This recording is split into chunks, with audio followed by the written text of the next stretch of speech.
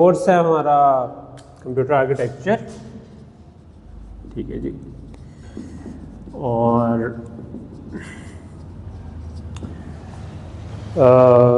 میرا نام یاسر ہے، میں آپ کو پڑھا رہا ہوں گا انشاءاللہ. اس میں اس کا پری ریک ہے ڈیجیٹل لاجک ڈیزائن، ٹھیک ہے. سو ڈی ایل ڈی آپ پڑھ کے آتے ہیں اور کمپیوٹر آرکیٹیکچر پڑھتے ہیں. سو آپ لوگوں نے ریسنٹلی پچھلے سیمسٹر میں موسٹ لائکلی یہ پڑھا ہوگا، ٹھیک ہے. تو مین جو کمپیوٹر آرکیٹیکچر ہے اس کو اگر ہم دو حصوں میں کہیں کمپیوٹر اور آرکیٹیکچر، تو اس کا اندازہ ہم کمپیوٹر کس طرح سے آرکیٹیکٹ ہوتا ہے وہ پڑھنا چاہ رہے ہیں، ٹھیک. سو اس سے پہلے پھر ہمیں پتہ ہونا چاہیے کمپیوٹر کس کو کہتے ہیں، ٹھیک ہے. تو کس کو کہتے ہیں؟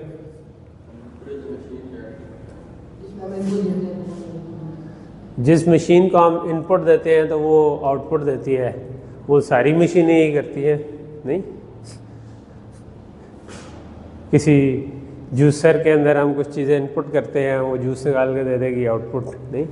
تو is it a computer? Computer جس ٹرم میں ہم کہہ رہے ہوتے ہیں ایسا سسٹم جس کے اندر کوئی پروسیسر ہو، ٹھیک ہے. اور پروسیسر کیا چیز ہے؟ پروسیسر ایک ایسی چیز ہے جس کے اوپر کوئی پروگرام رن کرتا ہے، ٹھیک ہے. سو ایسی تو میں کوئی فارمل ڈیفینیشن میں نہیں جا رہا، میں یہ کہہ رہا ہوں کہ جو جس طرح یہ لیپ ٹاپ ہے، موبائل فون ہے، ان کے اندر پروسیسر لگے ہوئے ہیں، ٹھیک ہے. اور وہ پروسیسرس کے اوپر کوئی پروگرام چلتا ہے، تو وہ بیسڈ آن دیٹ پروگرام آپ کی اگر آپ پروگرام چینج کر دیں گے تو وہ ڈفرینٹ آؤٹ پٹ دینا شروع کر دے گا، ٹھیک ہے. تو سیم مشین کو آپ مختلف کاموں کے لیے استعمال کر لیتے ہیں، ٹھیک ہے. تو پروگرامنگ بھی آپ لوگوں نے پڑھی ہوئی ہے، آپ کمپیوٹر سائنس کے اسٹوڈنٹس ہیں تو at least intro to C S, intro to programming, یہ دو پڑھ چکے ہیں. آبجیکٹ اورینٹڈ بھی پڑھ چکے ہیں یا ابھی وہ پڑھیں؟ وہ بھی پڑھ لیا. واہ ماشاء اللہ، بڑا اسپیڈ پہ جا رہے ہیں.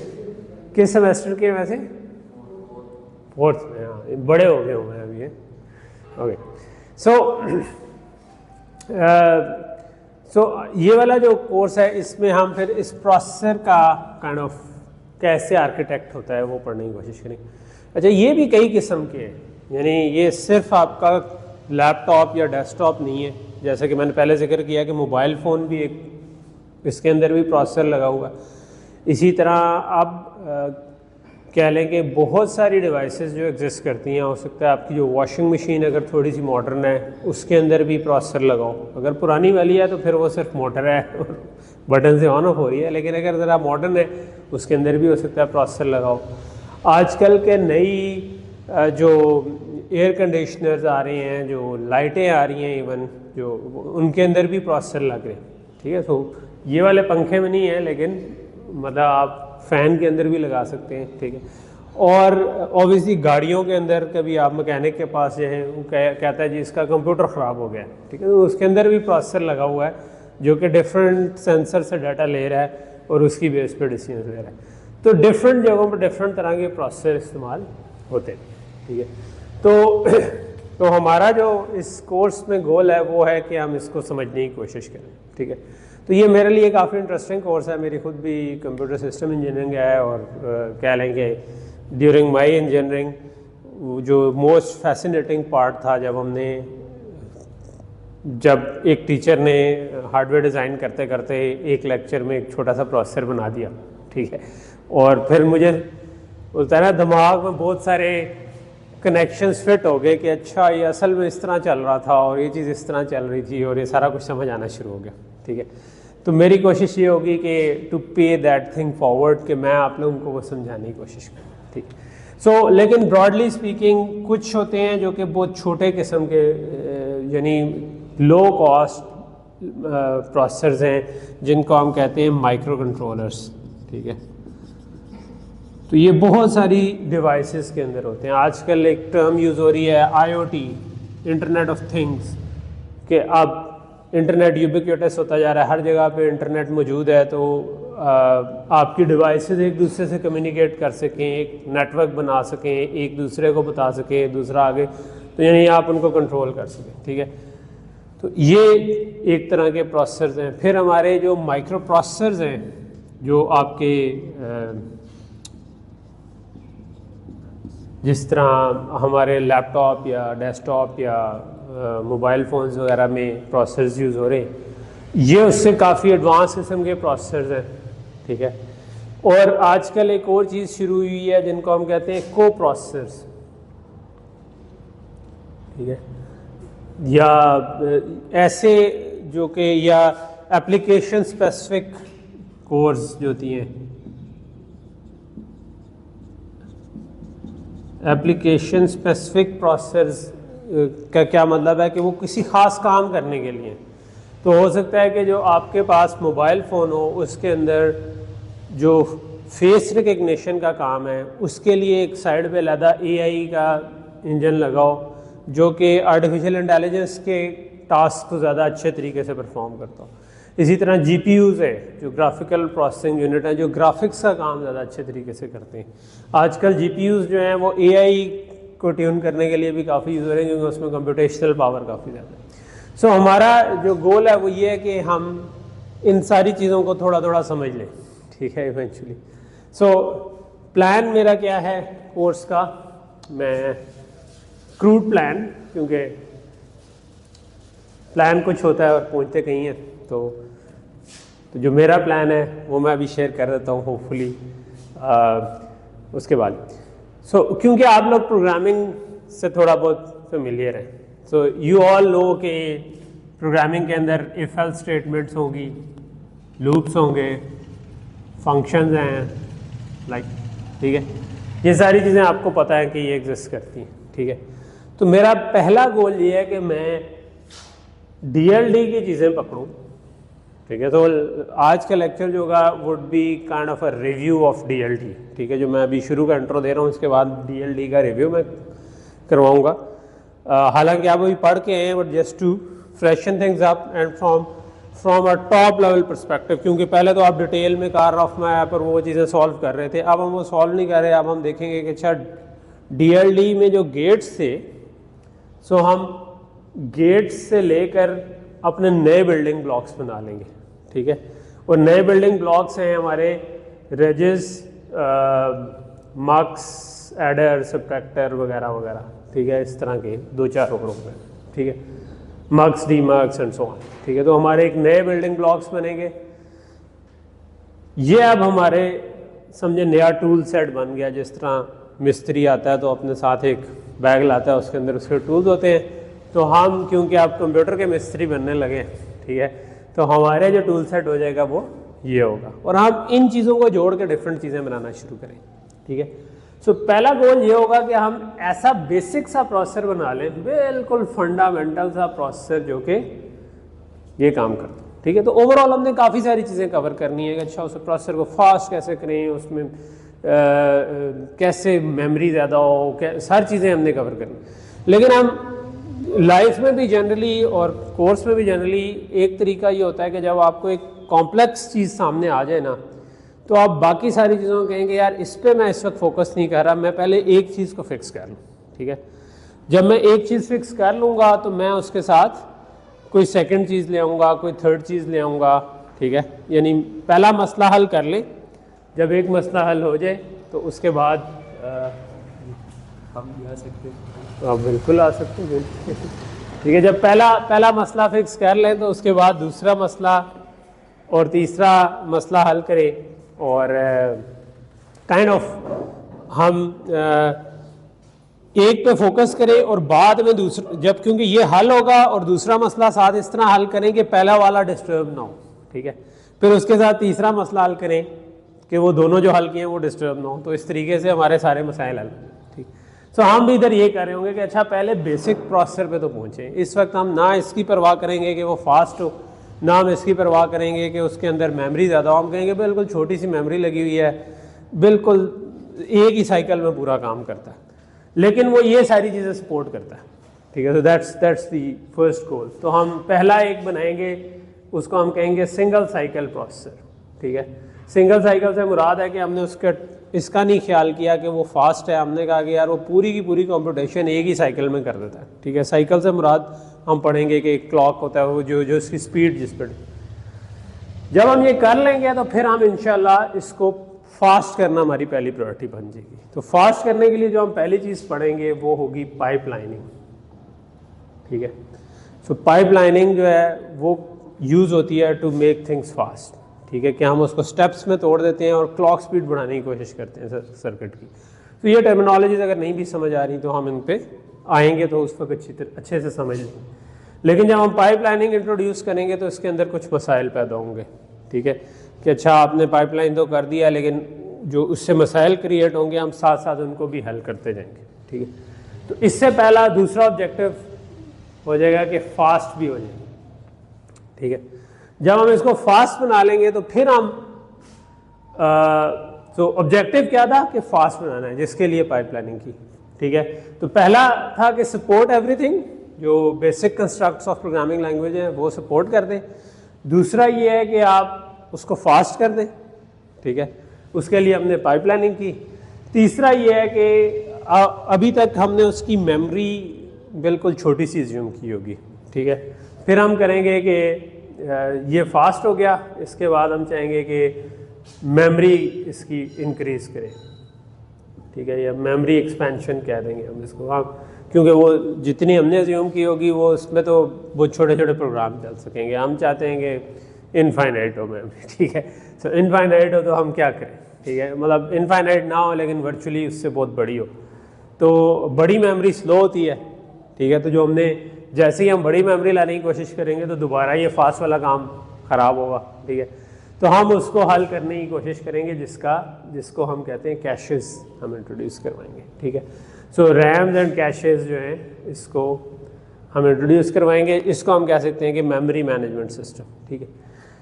سو اس کے بعد ہم جب یہ کر لیں گے تو ہم اس سے ساتھ ہی ریلیٹڈ چیز ایک یہ ہے کہ ہم ایک سے زیادہ پروگرام چلوا سکیں اس کے اوپر. تو ابھی تک ہم نے جو سارا فوکس کیا ہوگا کہ اس میں ایک ہی پروگرام چل رہا ہے، لیکن اگر میں چاہتا ہوں کہ ایک سے زیادہ پروگرام چل سکیں، سو ایک سے زیادہ پروگرام اس طرح چلتے ہیں کہ تھوڑی دیر کے لیے ایک پروگرام چلتا ہے، پھر تھوڑی دیر کے لیے دوسرا چلتا ہے، مگر اس میں سوئچنگ کی کیپیبلٹی ڈالنا ہم چاہیں گے، ٹھیک ہے.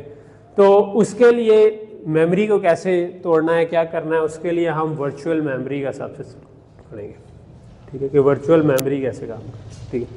سو یہاں تک بیسک سا پروسیسر بن گیا، اس کو فاسٹ کر لیا، اس کے اندر ریمز اینڈ کیش ڈال دیں، بڑی کر دیں، ورچوئل میموری انٹروڈیوس کروا دی.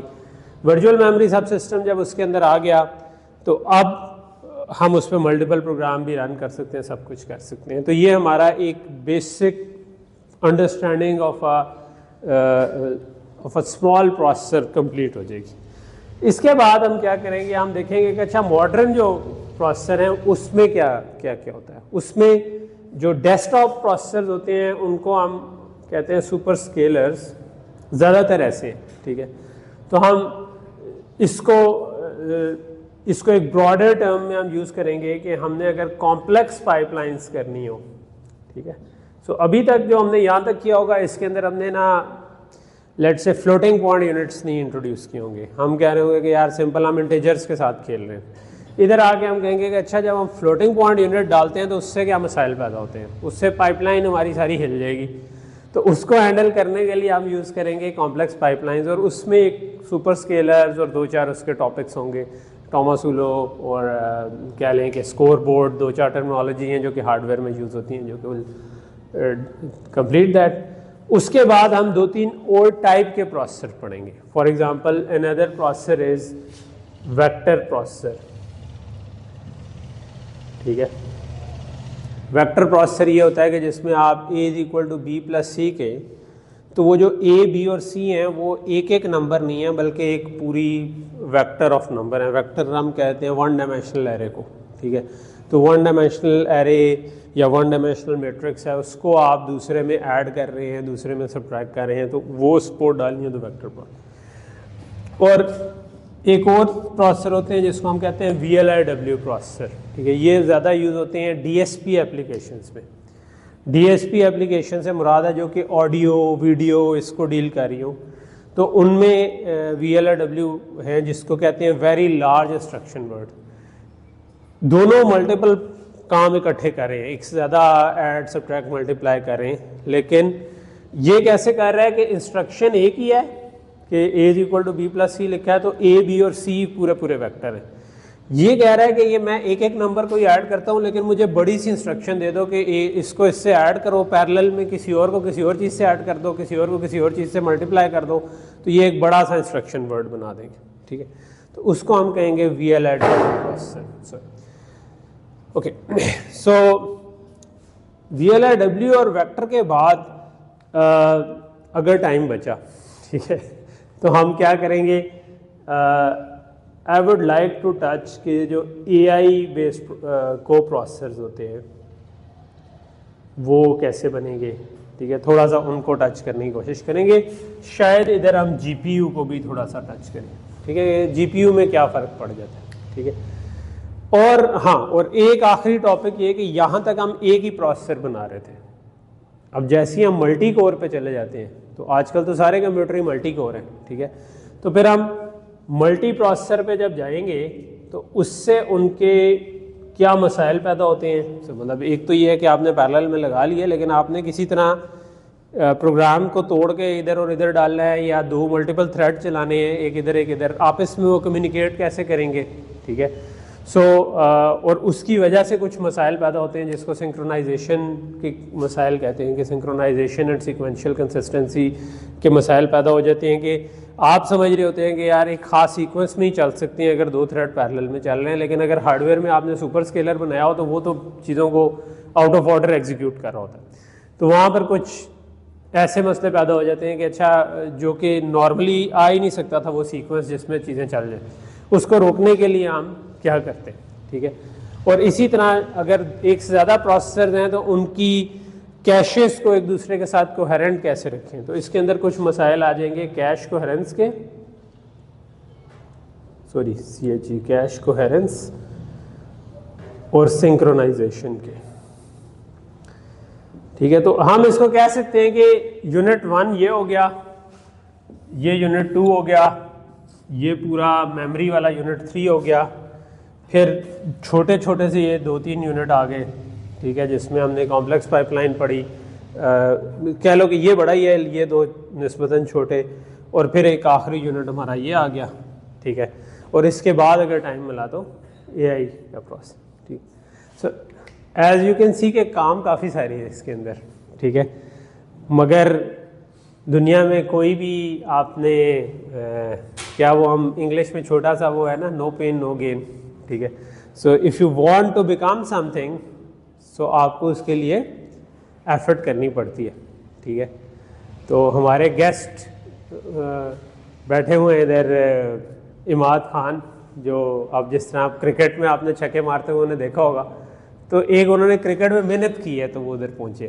ٹھیک ہے, کہ آپ ایک اوور میں 4-4 5-5 چھکے مارے. CS والوں کو تو ایک آدھ دفعہ ہرایا تھا, اس دفعہ ہم ہار گئے CS والوں سے, لیکن کوئی بات نہیں. ٹھیک ہے, تو کہنے کا مطلب ہے کہ جس فیلڈ میں بھی آپ نے جانا ہو اس میں تھوڑا سا محنت. سو یہ والا جو کورس ہے یہ CS کا ایک ڈائمینشن ہے پیور سافٹ ویئر کی, کہ جس میں آپ پڑھے ہوگے پروگرامنگ, ڈیٹا اسٹرکچرز, وچ از دا کور بیسکلی. جو دو کور چیزیں ہیں پروگرامنگ اینڈ ڈیٹا اسٹرکچرز ہیں. پھر اس کے اوپر بلڈ آپ نے کر کے اور سبجیکٹس پڑھ لی ہوں گے, کمپیوٹر گرافکس پڑھ لیں, کوئی اور پڑھ لیں جو کہ اسی کے اوپر بلڈ کر رہا ہوگا. ٹھیک ہے, یہ کورس آپ کو اس کے پیچھے ہارڈ ویئر کی سینس دے رہا ہے. اس ہارڈ ویئر ڈیزائن کے لیے بھی علیحدہ سے ایک طرح کی پروگرامنگ ہوتی ہے.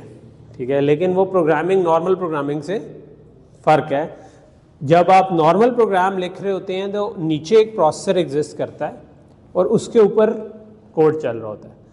جو ہم ہارڈ ویئر ڈیزائن میں پروگرام لکھتے ہیں اس سے یہ گیٹس اور یہ رجسٹرز بن رہے ہوتے ہیں. ٹھیک ہے, تو ہم وہ کوڈ لکھ لیتے ہیں. تو آپ نے لاجک ڈیزائن میں بریڈ بورڈ کے اوپر سرکٹ بنائے ہوں گے, رائٹ. سو وہ جو بریڈ بورڈ پہ سرکٹ بنائے ہیں بائی ہینڈ, اس کے بجائے جو ماڈرن ہارڈ ویئر ڈیزائن ہے وہ ہم بالکل جس طرح پروگرام لکھ رہے ہوتے ہیں اسی طرح کوڈ کرتے ہیں.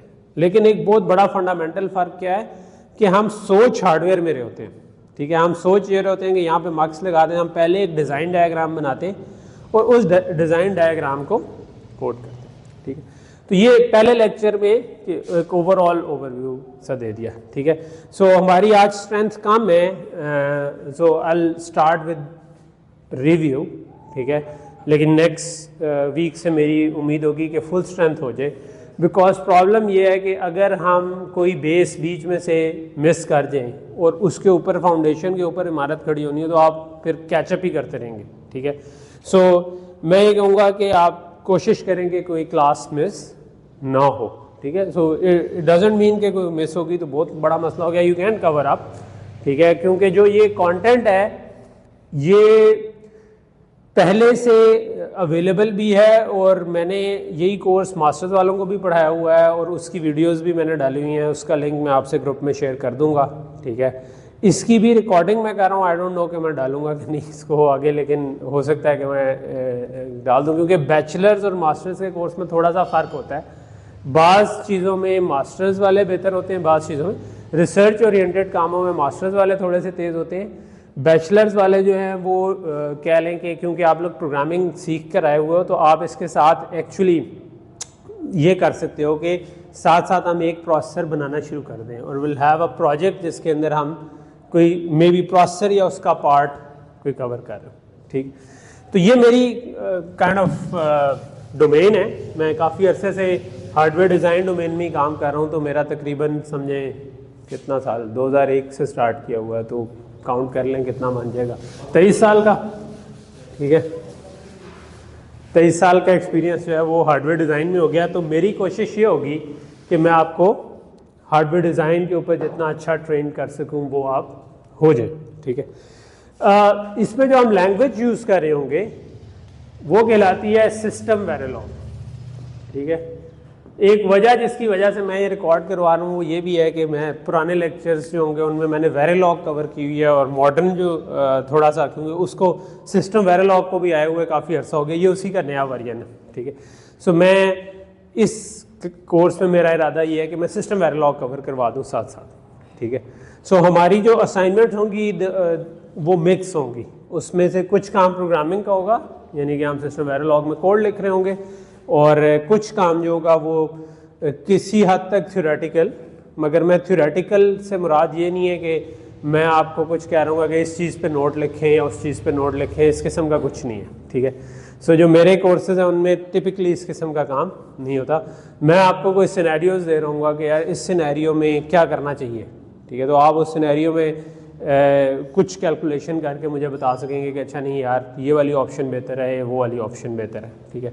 तो जो चीज़ हमने पढ़ी होगी वो उसमें टेस्ट हो जाएगी, वो हमारा काइंड ऑफ थ्योरेटिकल या न्यूमेरिकल पार्ट होगा, और कुछ पार्ट जो होगा वो हमारा छोटे मोटे शायद शॉर्ट क्वेश्चन हों कोई जिसमें मैं कोई डिटेल पूछ लूँ थोड़ी बहुत कि किसी चीज़ को डिस्क्राइब करें, but most of it won't be that, ठीक। ओके, सो यहाँ से हम स्टार्ट हो जाते हैं अपने लॉजिक डिज़ाइन के रिव्यू पे। मैंने काफ़ी सारा टाइम इधर लगा दिया, ठीक है। Okay, so starting with DLD review, logic design review या क्विक रिव्यू। आज के लेक्चर में हमने ये इसको चलाना है, ठीक है। सो लॉजिक डिज़ाइन में हमारे बेसिक बिल्डिंग ब्लॉक्स क्या हैं जिससे चीज़ें मिलके बनती हैं? गेट्स।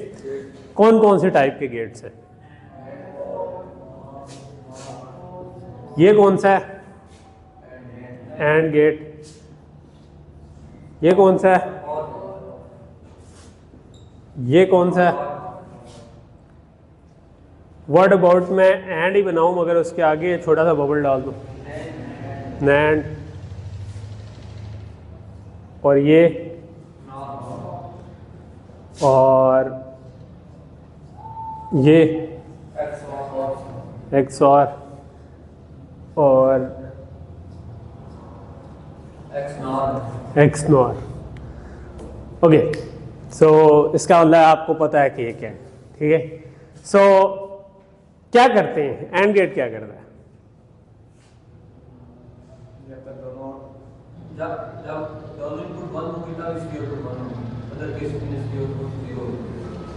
میرا خیال تھا سب کو یہ پتا ہوگا, یا سب شرما رہے ہیں جواب دینے کہ ایک وقت میں زیادہ نہ بولیں, یہ چکر ہے یا بھول گیا ہوا ہے.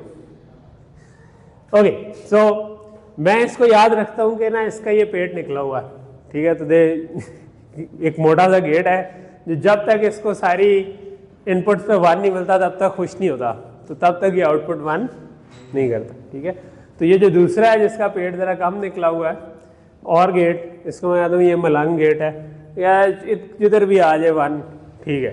ادھر 1 آ گیا, اوکے بھائی ہو گئے کام, دوسرے پہ 0 ہو جائے خیر ہے, دونوں پہ 1 آ جائے تب بھی ٹھیک ہے, ایک پہ آ جائے جس پہ بھی آ جائے تو یہ کہتا ہے کہ آؤٹ پٹ کام چل گیا بھی, ٹھیک ہے. Not get as the name suggest کہ اگر 1 آ رہا ہے تو 0 بنا دے گا, 0 آ رہا ہے تو 1 بنا. اور یہ 1 اور 0 کیا چیزیں ہیں؟ سرکٹ میں 1 اور 0 کہاں سے آئیں گے؟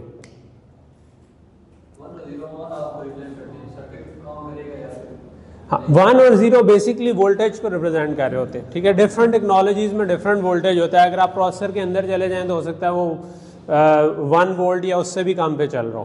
جو آپ بریڈ بورڈ پہ سرکٹ یوز کر رہے تھے وہ ٹپکلی 5 وولٹ پہ چل رہے تھے, تو اس کا مطلب ہے 5 وولٹ آیا تو 1 ہوگا, اور اگر 0 وولٹ ہوا تو 0 ہوگا. اور یہ جو 5 اور 0 بھی ہے نا, وہ بھی تقریباً اس طرح کا نہیں ہوتا کہ آپ پورا 5 ہی کہیں.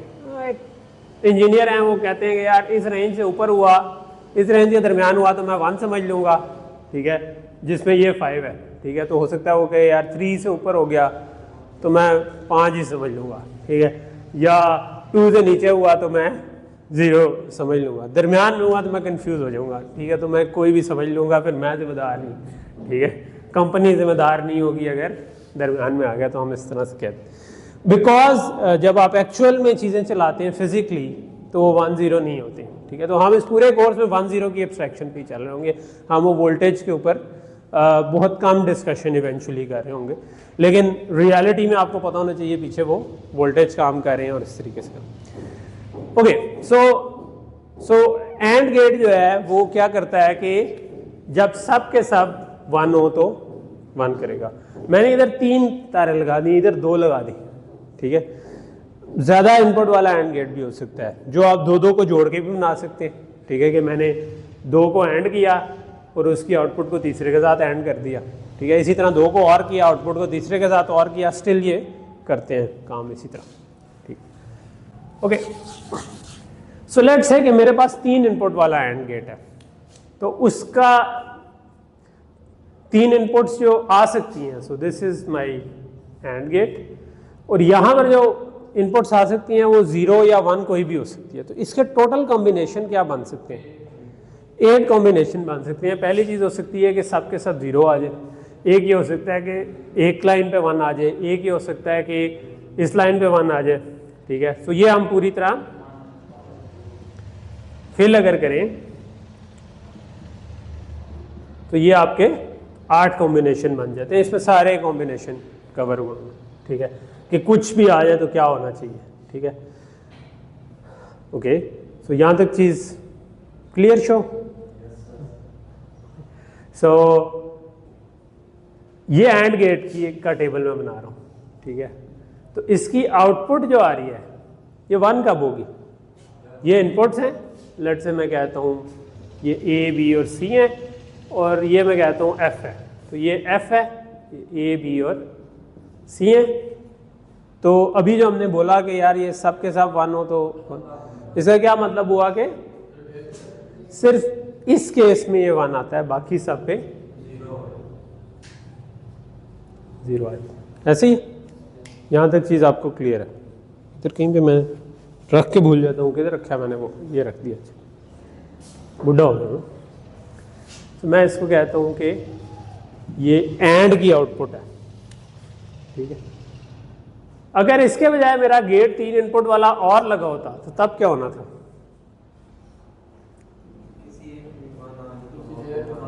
اور وہ کون کون سے ہیں؟ پہلے کو چھوڑ کے باقی ساروں پر, سوری اگر ایک آدھ 1 زیادہ لگ گیا ہو تو میں معذرت کھاؤں, ٹھیک ہے, کیونکہ میں نے لائنیں نہیں لگائی ہوئی تو ہو سکتا ہے بالکل سیدھ میں نہ آ رہے ہیں, بٹ اس کیس میں 0 ہے جب سارے کے سارے 0, ٹھیک ہے. اچھا, سو اور گیٹ کو ہم یہ بھی کہہ سکتے ہیں کہ سب پہ 0 آئے تو 0 دیتا ہے, ادروائز 1, ٹھیک ہے. اور اینڈ گیٹ کو ہم یہ کہہ سکتے ہیں کہ سب کے اوپر 1 آئے تو 1 دیتا ہے, ادروائز. سو ایک طرح سے اس کا فلپ کام کر رہا ہے وتھ زیروز, ٹھیک ہے. یعنی اس میں سب 1 ہے سوائے جب سب کے سب پہ 0 آ جائے, اور اس میں سب 0 ہیں سوائے سب کے سب پہ 1. اچھا چلو میں کہتا ہوں کہ نا آپ نے لاجک ڈیزائن میں کارنوف میں آیا پر وہ چیزیں پڑھی ہوں گی, لیکن میں اس سے پہلے کہ ایک ڈبہ ہے لیٹ سے میرے پاس, یا بلکہ اس سے بھی پہلے ایک اور کام کرتے ہیں. سو یہ تو آپ کو سمجھ آ گیا, ٹھیک ہے. اب میں کہتا ہوں کہ اینڈ اور کو میں بند کرتا ہوں. جو گیٹس میں جو اس کے علاوہ تھا وہ ایکسکلوسیو اور تھا, تو وہ میں 2 ان پٹ کے حساب سے اگر بنا دوں کہ 0 0 0 1 1 0 1 1, تو ایکس اور کیا کام کرے گا؟ یہ ان پٹس ہیں اے اور بی, تو یہ آؤٹ پٹ اس کی کب 1 ہوگی؟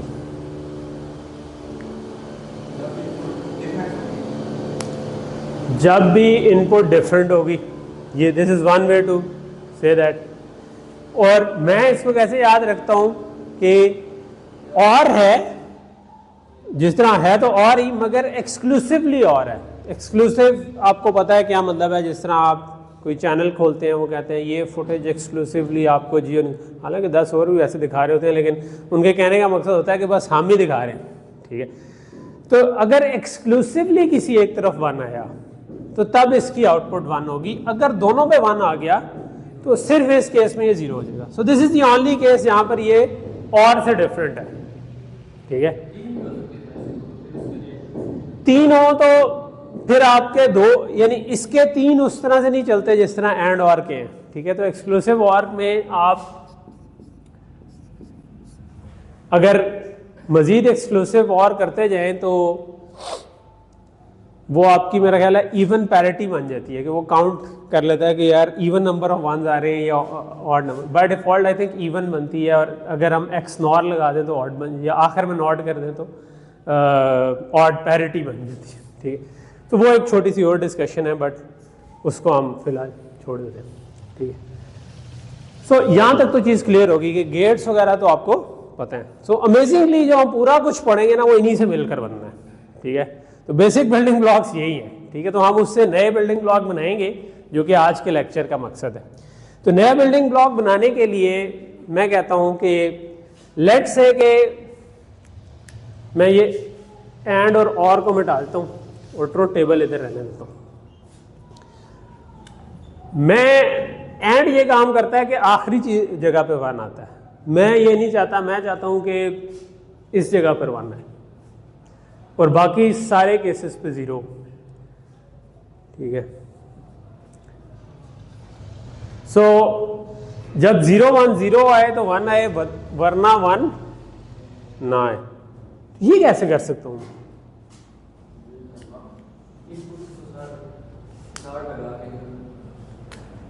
اگر میرے پاس ایک اینڈ گیٹ ہے تو وہ یہ کام کرتا ہے کہ جب سارے 1 ہوں تو 1 دیتا ہے.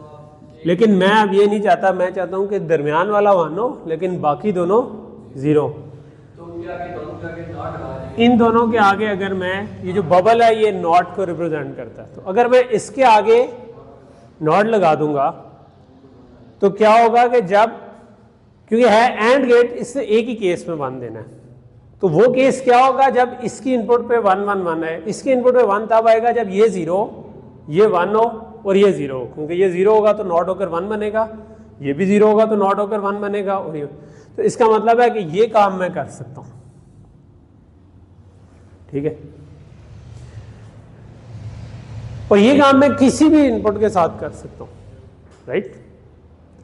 تو اگر میں اس کو کسی بھی ان پٹ کے ساتھ کر سکتا ہوں, فار ایگزامپل میں کہتا ہوں کہ مجھے ادھر نہیں بلکہ 1 0 1 پہ 1 چاہیے تھا, تب کیا کروں گا؟ درمیان والے کو نوٹ کر دوں گا, ٹھیک. اور اگر میں کہوں کہ مجھے دونوں پہ 1 چاہیے, اب کیا کریں؟ میں بڑھتا جا رہا ہوں فرمائشیں. اگلی فرمائش ہے کہ مجھے دونوں پہ 1 چاہیے، آپ کیا کروں؟ اینڈ گیٹ تو کسی ایک پر ہی کرتا ہے 1.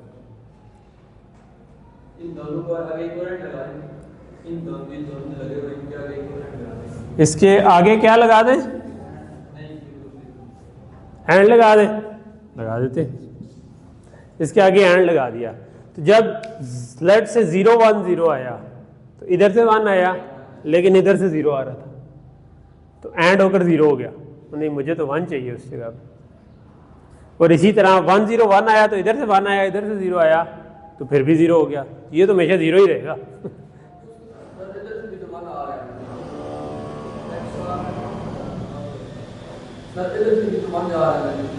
اینڈ کیا کرتا ہے کہ دونوں کا 1 ہے نا، تو میں کہتا ہوں اگر پیچھے ان پٹ جو آ رہی تھی تو یہ والی ان پٹ جو ہے نا یہ سیم ہے، ٹھیک ہے. یہی ان پٹ ادھر آ رہی ہے، یہی ان پٹ ادھر آ رہی ہے اور یہی ان پٹ ادھر بھی آ رہی ہے، ٹھیک ہے. تو اب اگر 0 1 0 آیا تو کیا ہوا، ادھر تو 1 آ گیا مگر یہ 0 1 0 پر نہیں آن ہوتا، یہ تو 1 0 1 پہ آن ہوتا ہے.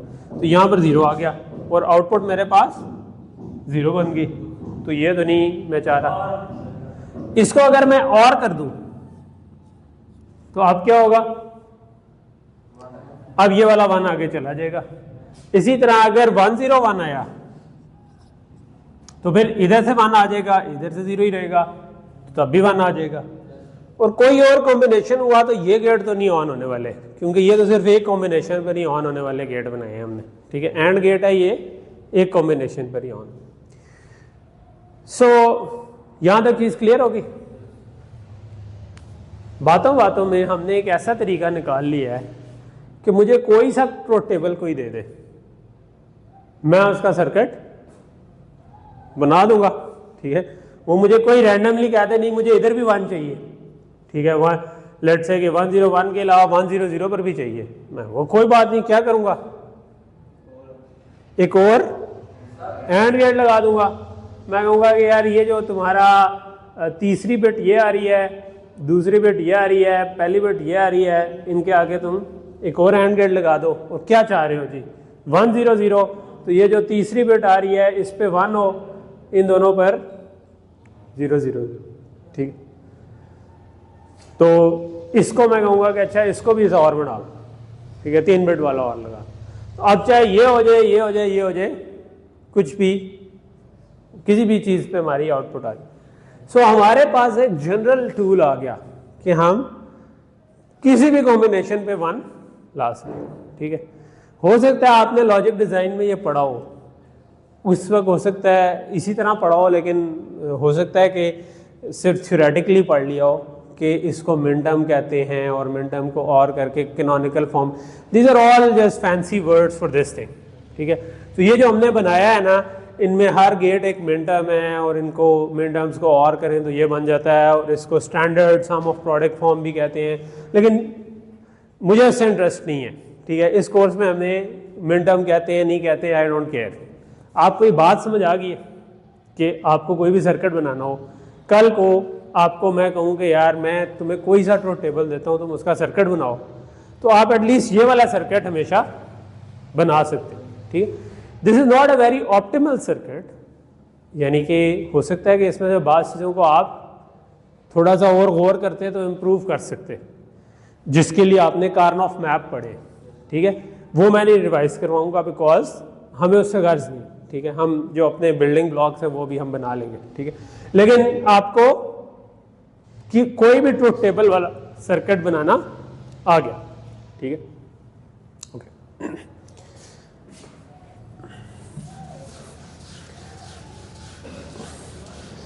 اچھا، لیٹ سے کہ مجھے کسی نے کہا کہ یار مجھے نا یہاں پر بھی 1 چاہیے، یہاں پر بھی 1 چاہیے، یہاں پر بھی 1 چاہیے، یہاں پر بھی 1 چاہیے، یہاں پر نہیں چاہیے، یہاں پر بھی چاہیے، یہاں پر بھی چاہیے، یہاں پر بھی چاہیے. تو ہم اس کا سرکٹ کیسے بنائیں گے؟ ایک اینڈ گیٹ لگائیں گے اس کے لیے، ایک اینڈ گیٹ ہر 1 کے لیے ایک اینڈ گیٹ لگا دیں گے اور ان سب کو آپس میں اور کر دیں گے، بالکل. تو یہ ایک ویلڈ سرکٹ ہوگا. لیکن ہم نے ایک اور چیز اور گیٹ میں دیکھی تھی، اور گیٹ جو ہے وہ کسی ایک کیس میں 0 ہوتا تھا. ٹھیک ہے, تو جو چلاکی ہم نے اینڈ گیٹ کے ساتھ کی ہے, کیا ہم وہی کام اور گیٹ کے ساتھ نہیں کر سکتے کہ میں کہوں کہ یار نارملی جو اور گیٹ ہے وہ 1 ہوتا ہے, وہ 0 ہوتا ہے. سو نارمل اور جو گیٹ ہے وہ اس کیس کے لیے 0 ہوتا ہے, باقی سب کے لیے 1 ہوتا ہے. تو کیا میں اس کو اس طرح موڈیفائی کر سکتا ہوں کہ وہ اس کیس کے بجائے اس کیس کے لیے 0 ہو جائے؟ کیسے کر سکتا ہوں؟ پہلی والی پہ ناٹ لگا دوں تو جب ادھر کہتے ہیں آپ کا 1 آئے گا تو وہ آٹومیٹکلی 0 ہو جائے گا. تو جب آل زیروز ہوں گے تو یہ 0 ہو جائے گا. تو اگر کسی سرکٹ میں 1 زیادہ ہیں اور 0 کم ہیں تو ہم اس کے الٹ طریقے سے, مطلب جسٹ اپریشیٹ اس چیز کو کریں کہ ابھی جو ہم نے پچھلا طریقہ دیکھا تھا, اگر میں اس سے سرکٹ بنانے جاتا تو میں نے 7 اینڈ گیٹ لگانے تھے اور ان کو آپس میں اور کرنا تھا, اس کے بجائے ایک اور گیٹ سے کام ہو جاتا تھا. ٹھیک ہے, تو گین کتنا ہے؟ سو جب میں نے پڑھانا شروع کیا تو شروع میں جب میں لاجک ڈیزائن پڑھاتا تھا تو ان دنوں کمپٹیشنز ہوتے ہیں ڈفرینٹ سرکٹ وائرنگ کمپٹیشن, تو اکثر ہمارے اسٹوڈنٹس جو ہیں وہ کوئی پوزیشن لے کر آتے تھے. جس بندے کے پاس یہ علم ہے کہ اس کو آپٹیمائز کیسے کیا جا سکتا ہے, وہ تھوڑا سا ٹائم سوچنے میں لگائے گا اور اس کے بعد اس کا چھوٹا سا سرکٹ ہوگا اور وہ جلدی سے اس کو پیچ کر کے سرکٹ ون کر سکتا ہے. ٹھیک ہے, لیکن اگر کوئی صرف ایک ہی طریقے پہ پھنس گیا تو وہ اس طریقے کے ذریعے بنا تو اسٹل لے گا بٹ اس کو ٹائم تھوڑا سا زیادہ لگے گا. ٹھیک ہے, تو وہ that is also a perfectly fine design accept کہ اس میں نمبر آف گیٹس زیادہ لگتے ہیں, لیکن obviously اس پہ ٹائم بھی زیادہ لگے گا, ایفرٹ بھی زیادہ لگے گا. اور اگر آپ نے خود اپنے سارے پروجیکٹ کیے تھے تو آپ کو پتا ہوگا کہ یار وہ جب سب کچھ لگا لیتے ہیں پھر بھی بتی ٹائم پہ نہیں جلتی, پھر آپ کو بیک ٹریس کرنا پڑتا ہے کہ اچھا یار اس گیٹ پہ کیا آنا چاہیے تھا, اس گیٹ پہ کیا آنا چاہیے تھا, اور پھر جا کر آپ 4-5 بیک ٹریس کرنے کے بعد اس کو چلا سکتے ہیں. ٹھیک ہے, تو وہ محنت تو لگتی ہے, تو وہ ادھر سے بچ گئی. سو یہی والا کام اگر میں کہتا کہ اس کے بجائے مجھے 110 پہ بھی 0 چاہیے تو ایک اور گیٹ لگا دیتا اور اب میں اس جگہ پر 0 لگا دیتا. ٹھیک ہے, کہ یہ ٹپکلی سوری کس پہ کہہ رہا تھا میں 110 پہ, غلط میں نے کہہ دیا. اب مجھے 0 کے حساب سے سوچتے. ٹھیک ہے, وہ آل زیروز پر 1 ہوتا تھا, تو جو 1 آ رہے ہیں ان دونوں کو مجھے نوٹ کرنا ہے. ٹھیک ہے, تو 100 تھا تو اس 1 کو نوٹ کیا تھا, تو یہ بائی ڈیفالٹ آل زیروز پر 1 ہوتا تھا, آل 0 پر 0 ہوتا تھا. ٹھیک ہے, تو اس کیس میں جب ان دونوں پر 1 آئے گا تو وہ نوٹ ہو کر 0 ہو جائیں گے, اور یہ گیٹ اس کیس میں آن ہو جائے گا اگر ادھر بھی 0 آ رہا ہو. تو ڈبل 1 0 آیا تو 0 0 0 بنے گا, اور اس کیس میں 0 آئے گا. تو اس کیس میں ہم 0 ٹارگٹ کر رہے ہیں کہ ہمارے پاس آؤٹ پٹ پہ 0 آئے. اور اگر کوئی کہے کہ مجھے ان دونوں پر چاہیے یہ, تو اب کیا کروں گا, اس کیس میں ان کو آپس میں اینڈ کر دیتا ہوں. ٹھیک ہے, تو کیا ہوگا, اینڈ جہاں پر 2 پہ 1 ساروں پہ 1 آنے پہ 1 دیتا ہے, وہاں پر کسی ایک پہ 0 آ جائے تو آگے 0 بھیج دیتا ہے. ٹھیک ہے, تو ادھر یہ کام ہو رہا ہے کہ اگر ادھر سے 0 آیا تب بھی آگے 0 چلا جائے گا, اگر ادھر سے 0 آیا تب بھی آگے 0 چلا جائے گا. یہ دونوں باقی تمام کیسز میں 1 ہی دیتے ہیں, تو باقی تمام کیسز میں دونوں پہ 1 آئے گا اور آگے 1 چلا جائے گا. تو ہم جو 2 0 چاہ رہے تھے وہ ہم کو مل جائیں گے. ٹھیک, لیکن تھوڑا سا اس پہ سوچتے ہوئے یہ فیل ہوتا ہے کہ اینڈ والا جو پچھلا والا تھا وہ سوچنا زیادہ آسان تھا, یعنی ادھر بولتے ہوئے بھول جاتا ہے کہ 0 آنا تھا 1 آنا تھا, حالانکہ ہم کر ایگزیکٹلی وہی رہے ہیں, لیکن we are naturally inclined to think کہ یار چیزیں اینڈ ہوں اور 1 آئے. ٹھیک ہے, تو تھوڑا سا اس طرف ہے, 0 کی طرف ہمارا کم انکلینیشن ہو رہی ہوتی ہے سوچتے ہوئے. بٹ اگر آپ وہ ہم کیا کہتے ہیں روٹی شوٹی کھا کے تسلی سے بیٹھ کے ڈیزائن کریں تو آپ اس میں غلطی نہیں کریں گے. اور یہ بھی ہمارے پاس دوسری ٹیکنیک آ گئی جس سے آپ وہی کام کر سکتے ہیں. تو پہلی ٹیکنیک میں اگر آپ کے پاس جو آپ جو ٹیبل بنانا چاہ رہے ہیں اس میں 1 زیادہ ہیں تو آپ یہ والا ٹیکنیک یوز کر لیں, اگر اس میں 0 زیادہ ہیں تو آپ پچھلی والی ٹیکنیک یوز کریں. ان کے لیے آپ نے ٹرم پڑھی ہوگی کہ ان کو ہم میکس ٹرمز کہتے ہیں. ٹھیک ہے, اور یہ پروڈکٹ آف سم فارم ہے, کیونکہ اینڈ کو ہم प्रोडक्ट के तौर पे ज़ाहिर करते हैं और ये उनका और को हम सम के तौर पे करते हैं। तो बट मेरे कोर्स में इसकी ज़रूरत नहीं है बिकॉज हम उससे अगले वाली चीज़ पे जा रहे हैं, ठीक है।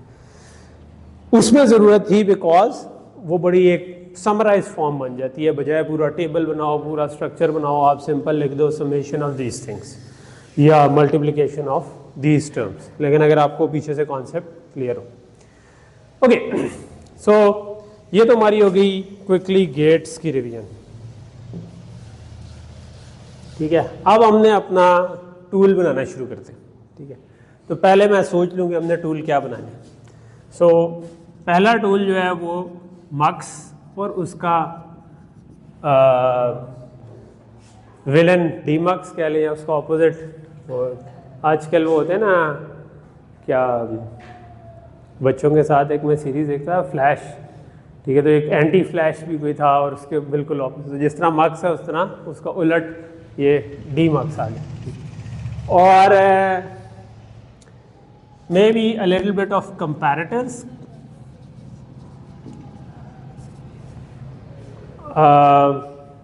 एडर, सब्ट्रैक्टर, मल्टीप्लायर, ये सारे हम डिटेल में नहीं पढ़ेंगे, हम थोड़ा थोड़ा टच करेंगे।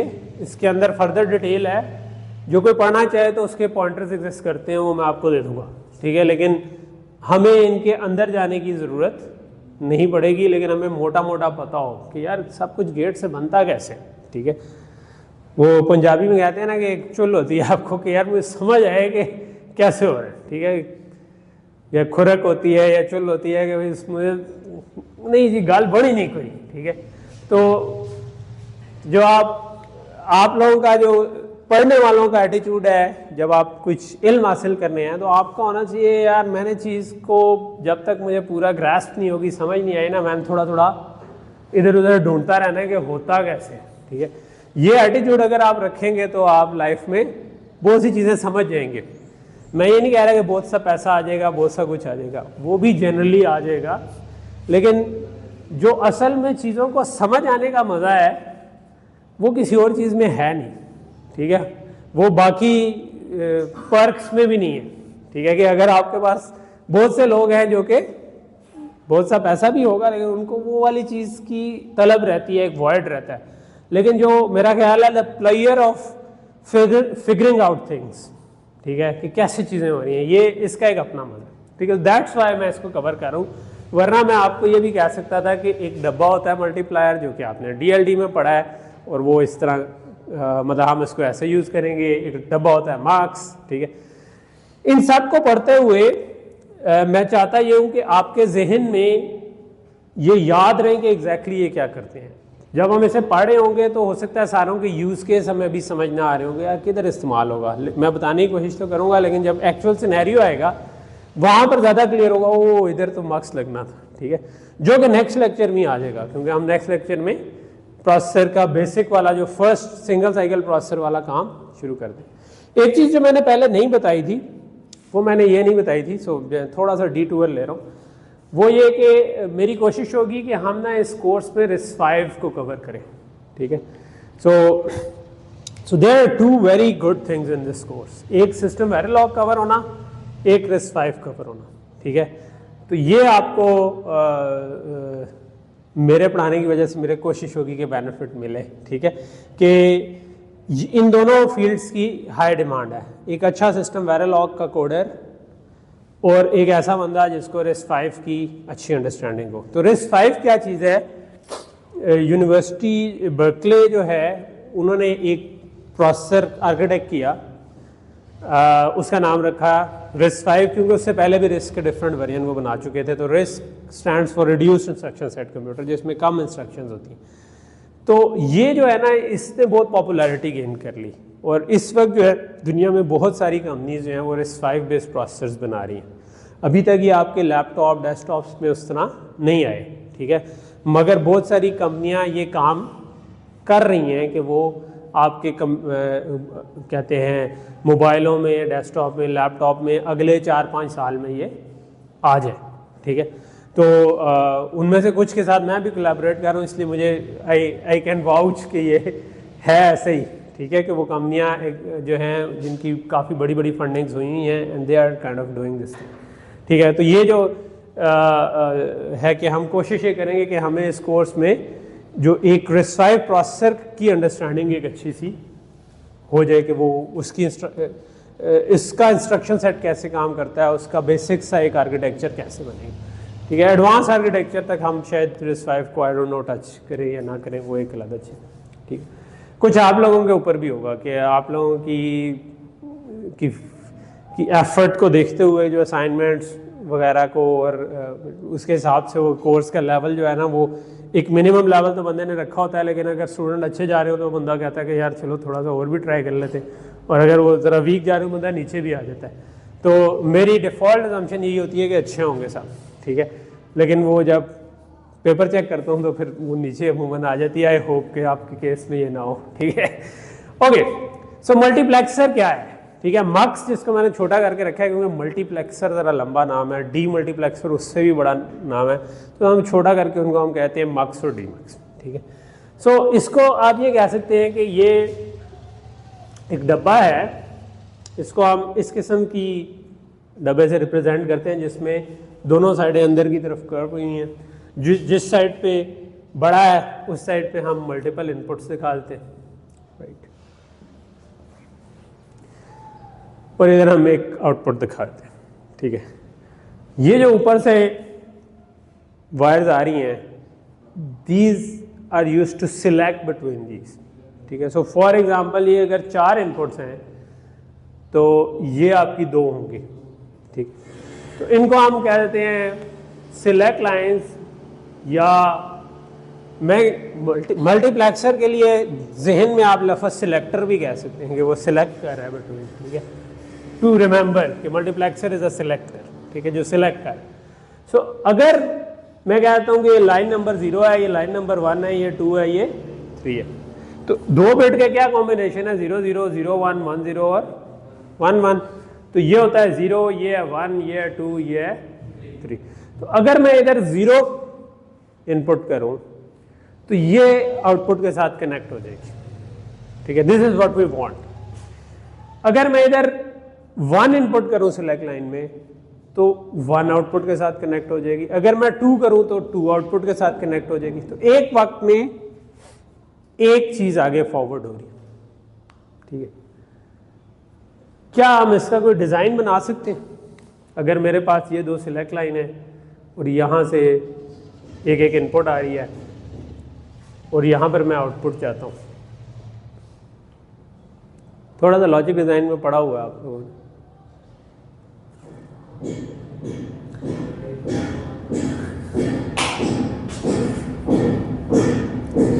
اس کے ساتھ میں ایک اور چیز یہ بھی کرنا چاہتا ہوں کہ گیٹس کی تھوڑی سی انٹیوشن بھی دینا چاہتا ہوں. Gates usage intuition. تو ڈیزائن پہ آنے سے پہلے فار ایگزامپل یہ سمجھو کہ normally topic cover as a topic نہیں کور ہوتا، یہ میں ویسے ایک اینڈ گیٹ ہے. It can be used as an enable. ایک ڈبہ ہے، اس میں کوئی انیبل نہیں لگا ہوا، تو میں ایک انیبل کا مطلب ہے کہ میں انیبل کروں تو یہ چلے، نہیں تو 0 آؤٹ پٹ کرتا رہے. تو میں کیا کر سکتا ہوں، اس کی آؤٹ پٹ کے ساتھ ایک اینڈ گیٹ لگا سکتا ہوں، اور ایک یہ میں کہتا ہوں کہ اب یہ بڑا ڈبہ، یہ ڈبہ بن گیا اور اس ڈبے کے ساتھ انیبل لگا ہوا ہے. میں انیبل 0 کر دوں گا تو جو مرضی کرتے رہو، آؤٹ پٹ 0 ہو جائے گی، کیونکہ ایک سائڈ جب اینڈ گیٹ کی 0 ہوتی ہے تو آؤٹ پٹ 0 ہو جاتی ہے، ٹھیک ہے. تو and gate can be used as enable of سم، ٹھیک ہے. پہلی انٹیوشن ہے اینڈ ایز انیبل کی، ٹھیک. And as enable. دوسری انٹیوشن ہے یہ ایکس اور گیٹ ہے. یہ انٹیوشن آپ کو کسی حد تک ایک نے تو مجھے بولا ہی یہی تھا کہ ایکس اور کیا کرتا ہے، ٹھیک ہے. اگر میں نے چیک کرنا ہو کہ 2 بٹس آپس میں ایک دوسرے سے فرق ہے، ٹھیک ہے، 2 بٹس ایک دوسرے سے ڈفرینٹ ہیں، تو ایکس اور اس کے لیے یوز ہو سکتا ہے. 2 bits are डिफरेंट, ठीक है। इसी तरह नॉट लगा दो, 2 बिट्स आर सेम। अगर 0 0 आया तब भी 1 आ जाएगा, 1 1 आया तब भी 1 आ जाएगा, ठीक है। और एक ज़ोर की इंट्यूशन हम थोड़ा सा आगे जाके करेंगे, ठीक है। ये बेसिक सी कुछ इंट्यूशन ज़हन में याद रखें। ये मैं इसलिए बता रहा हूँ कि रियल में जब आप प्रॉब्लम को सॉल्व करने जाएंगे तो सिचुएशन आएगी कि यार यहाँ पर मुझे कुछ इनेबल करना है, ठीक है। तो वहाँ पर आपके ज़हन में क्या आना चाहिए, एंड गेट। फिर यहाँ पर आप किसी जगह पे आएगा कि यार अगर मैं किसी तरह चेक कर सकूँ ये दोनों बिट सेम है तो मेरा काम हो जाएगा। तो आप ओ सॉरी मैंने इसके साथ लिखा ही नहीं, ज़ोर एक्स नॉर, ठीक है। तो सेम है तो उसके लिए आप एक्स नॉर यूज़ करेंगे, या डिफरेंट है तो आप एक्स नॉर यूज़ कर सकते। ओके, तो यहाँ पर अब हम डिज़ाइन करना चाह रहे हैं कुछ। हम चाह रहे हैं कि जब यहाँ पर 0 0 आए तो ये आगे चला जाए, 0 1 आए तो ये आगे चला जाए, 1 0 आए तो ये आगे चला जाए। तो एक तरीके से मैं इसको ये सोच सकता हूँ कि 0 0 आए तो ये इनेबल हो जाए, 0 1 आए तो ये इनेबल हो जाए, 1 0 आए तो ये इनेबल हो जाए, 1 1 आए तो ये इनेबल हो जाए। और इनेबल करने के लिए हम क्या करते हैं, तो मैं ये कर सकता हूँ कि मैं इस जगह पर एक एंड गेट लगा सकता हूँ कि ये वाला तो आ रहा है मगर मुझे इसको इनेबल करना है। कब इनेबल करना है, जब ये 0 0 आए, राइट। तो इनेबल हो गया, ठीक है। तो अब ये गेट तभी आगे इसको जाने देगा जब इन दोनों पर 0 0 आया। कोई और केस आया तो इधर से तो 0 ही आना आगे, ठीक है। इसी तरह मैं एक और एंड गेट लगा सकता हूं जो दूसरी इनपुट को इनेबल करे, मगर वो क्या करे, जब ये वाली बिट 0 और ये वाली बिट 1 हो, ठीक है। इसी तरह मैं एक तीसरा गेट लगा सकता हूं जो कि कहे कि जब दोनों 1 1 हो, सॉरी 1 0 हो, 0 0 0 1 करना था मैंने, तो मैंने 1 0 कर दिया, 0 1 करना था, इसको 1 0 करना था, और इसको मेरी नीचे जाते जाते ड्राइंग जो है ना वो खराब होती गई 1 1, राइट। सो ये हमारा कुछ काम कर देगा। अगेन इस कोर्स में ये जो हम ये वाला सर्किट पढ़ रहे हैं ये मैटर नहीं करता, हमें ये डब्बे का पता होना चाहिए, ठीक है। बट मैं जस्ट क्योंकि लॉजिक डिज़ाइन रिव्यू है तो मैं आपको ये भी साथ साथ करा रहा हूँ।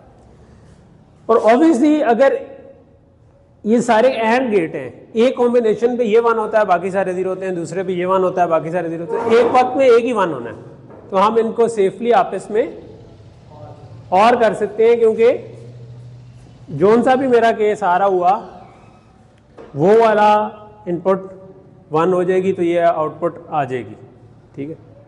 कुछ सवाल है माद आपकी आंखों? मैं ये कह रहा था कि हम असल में क्या चाहते थे कि जब 0 0 आए तो ये आगे कनेक्ट हो जाए, 0 1 आए तो ये कनेक्ट हो जाए, 1 0 आए तो ये कनेक्ट हो जाए, 1 1 आए तो ये कनेक्ट हो जाए, ठीक है। सॉरी यार इधर से आवाज़ बहुत आ रही है, लेंटर डाल रहा है साथ वाली बिल्डिंग, ठीक। तो मैंने ये कहा कि यहाँ तक तो हमने कर दिया कि 0 0 पर यहाँ पर आउटपुट आ जाएगी और बाकी सारे 0 होंगे, 0 1 पर यहाँ पर आ जाएगी, 1 0 पर यहाँ पर आ जाएगी, 1 1 पर यहाँ पर आ जाएगी। और क्योंकि बाकी सारे 0 हैं तो मैं अगर उनके साथ और कर दूं तो वही आउटपुट आगे बाहर निकल जाएगी, क्योंकि अगर यहाँ पर बाकी सारे 0 हो तो यहाँ पर 0 आ रहा हो तो आउटपुट भी 0 आ जाएगी, तो यही आगे फॉरवर्ड हो गया, और अगर 1 आ रहा है तो यही 1 आगे फॉरवर्ड हो जाएगा, ठीक है। तो इस तरीके ये हमारा मक्स बन गया, ठीक है। तो यहाँ तक चीज़ क्लियर हो गई। सो मक्स के मुतालिक पहली चीज़ क्या है कि it can select between different things. दूसरी चीज़ क्या है कि उसका सर्किट कैसे बनता है, ठीक है। सर्किट से ना एक रफ आइडिया ज़हन में ये रखना चाहिए कि मतलब कितने को गेट से और कितना को डिले था, ठीक है। 2 चीज़ें हमारे लिए इंपॉर्टेंट होती हैं।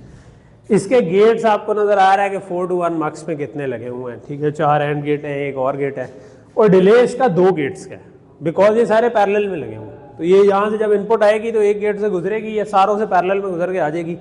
तो ये रफली अगर आपको ये आइडिया हो तो आप इसका मतलब है कि मज़ीद अच्छे डिज़ाइनर बन जाएंगे, क्योंकि آپ ڈیلے کو بھی کیلکولیٹ دماغ میں ہی کرتے جائیں گے ساتھ ساتھ. تو آپ اس کے حساب سے آگے جا کے ہم جب چیزوں کو فاسٹ کرنا چاہیں گے تو ہم چاہیں گے چیزوں کے درمیان ڈیلے کم سے کم ہو, ہم فاسٹ سے فاسٹ کلاک دے سکیں.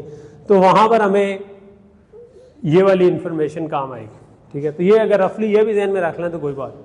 اگر اس پوری چیز سے آپ کو صرف یہ بات سمجھ آئی ہے کہ بھائی ایک بات سمجھ آنا ضروری ہے, وہ یہ کہ اب ادھر جو لائن نمبر آ رہا ہے نا اس نمبر کی لائن آگے سلیکٹ ہوگی. ٹھیک ہے, تو اگر میں نے ایک نمبر سلیکٹ کرنا ہوگا یار 2 یا 4 آپشنز میں سے کوئی ایک آگے جانی چاہیے, وہاں پر ہم کیا کریں گے, ملٹی پلیکسر چپ کر کے لگا دیں گے. ٹھیک ہے, دس is one of the most used components. ٹھیک ہے, یہ سب سے زیادہ استعمال ہونے والی چیز ہے. ٹھیک ہے, ایٹ لیسٹ میرے ایکسپیرینس میں. ٹھیک ہے, کہ جہاں پر بے تحاشا جگہوں پر آتا ہے کہ اچھا یار 2 میں سے ایک چوائس آگے فارورڈ کر. ڈی مکس اس کا بالکل اپوزٹ ہے. ٹھیک ہے, اس میں ہم نے چھوٹی والی سائڈ ان پٹ کی طرف کر دیا, بڑی والی سائڈ پہ آؤٹ پٹس نکال دی, تو آؤٹ پٹ زیادہ ہو گئی. ٹھیک ہے جی, کچھ کہہ رہے تھے, کہہ دیں کیا. اور اس میں بھی اسی طرح سلیکٹ لائن ہے.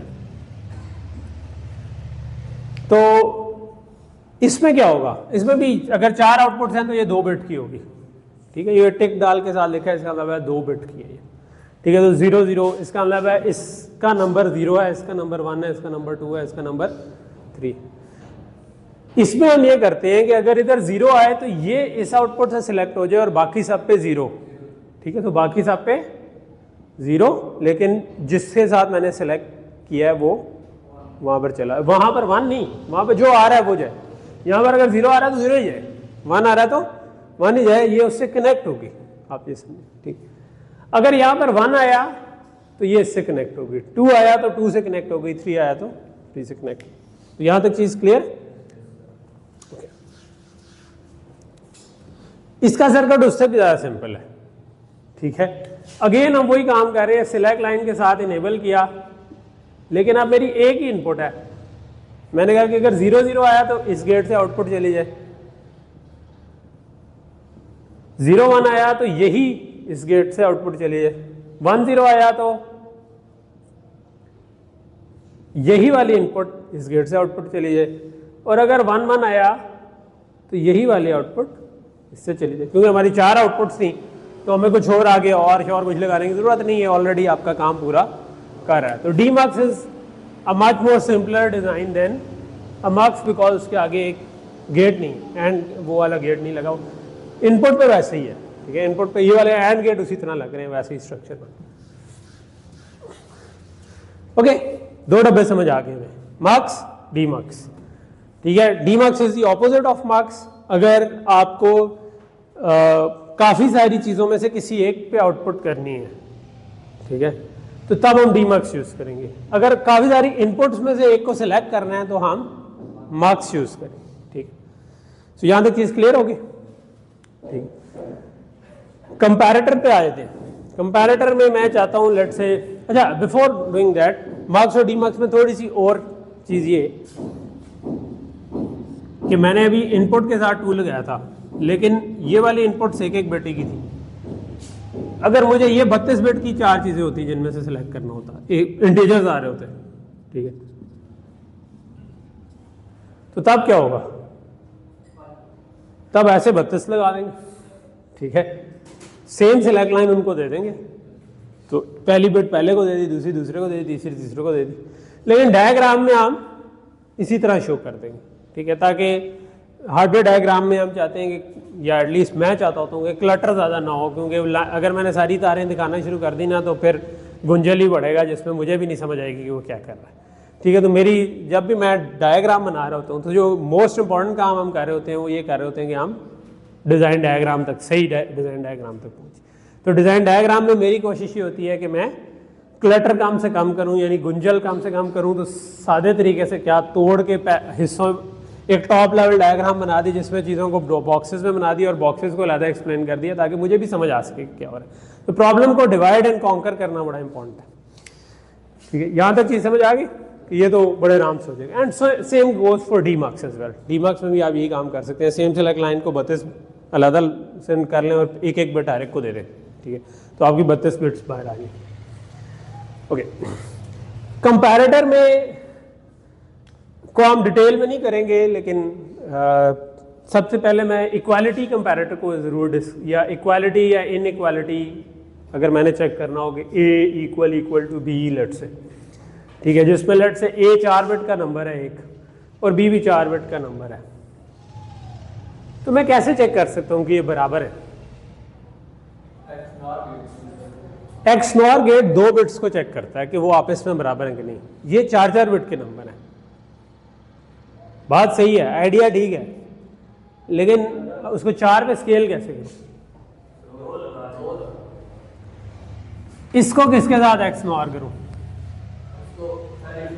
پہلی کو پہلی کے ساتھ ایکس نور کیا تو اس نے بتا دیا ہاں بھائی یہ والی دونوں بٹس برابر ہیں، اب کیا کروں؟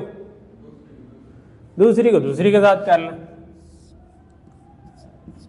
ٹھیک ہے، اسی طرح تیسری کو تیسری کے ساتھ ایکس نور کر دیا، ٹھیک ہے، ادھر میری ڈائیگرام تھوڑی سی اتنی نیٹ نہیں رہی، لیکن زبانی آپ کو سمجھ آ رہا ہے کہ پہلی کو پہلی سے، دوسری کو دوسری سے، تیسری کو تیسری سے، چوتھی کو چوتھی سے۔ کیا نام ہے آپ کا؟ طارق تیز ہے نا، طارق کو لاجک ڈیزائن کی سمجھ آیا، پہلے بھی اچھی بات کی تھی کہ وہ ایکس اور والی کی تھی، تو وہ پہلے ہی سلوشن پہ پہنچ گیا، اس نے کہا کہ یار 4 بٹس علیحدہ علیحدہ کمپیئر ہو گئی تو ہم تبھی کہہ سکتے ہیں کہ یہ برابر ہے جب چاروں کی چاروں مان ہو، کوئی ایک بھی 0 آ گیا تو اس کا مطلب ہے کہ یہ آپس میں برابر نہیں ہے، اور کیونکہ چاروں کی چاروں 4 ونس پہ مجھے آؤٹ پٹ 1 ملے، اس کے لیے میں اینڈ گیٹ لگا۔ سو ایکوالٹی کمپیریٹر یہ ہوتا ہے، ان ایکوالٹی کمپیریٹر یہ ہوتا ہے، کس کے آگے ناٹ لگا دوں گا تو اس کا مطلب برابر نہیں ہے، ٹھیک ہے، اگر میں نے اے ناٹ ایکول ٹو بی کرنا ہوگا تو میں سمپل ادھر ناٹ لگا دوں گا، ٹھیک ہے۔ اچھا لیکن یہاں تک چیز سمجھ آ گئی؟ واٹ اباؤٹ کہ میرے پاس اے ایکول ٹو 3 کرنا ہو، میں نے جو 4 بٹ کا یہ تھا، یہ میرے پاس دس از اے، آپ کیا کروں؟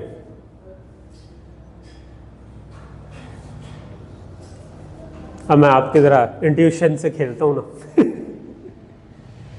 دوسری طرف کانسٹنٹ ہے 3 جو کہ بائنری میں بنتا ہے 1 1، ٹھیک ہے، یا 4 بٹ میں کہوں تو 0 0 1 1۔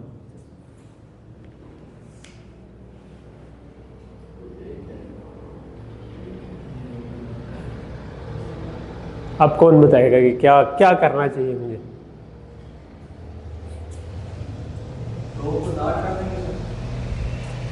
دو کو نوٹ کر دیں، کن کو نوٹ کروں؟ یہ دو کو، اور ان کو کیا کروں؟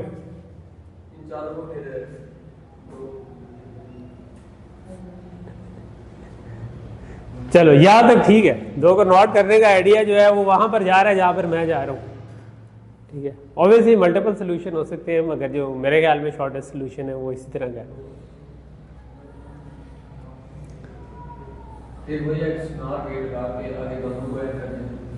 کن کو؟ آپس میں؟ کس سے کروں؟ آپس میں؟ ان دونوں کو آپس میں کر دوں؟ اس کا بڑا سادہ سا سولوشن ہے، میں ان سب کو اینڈ کر دوں،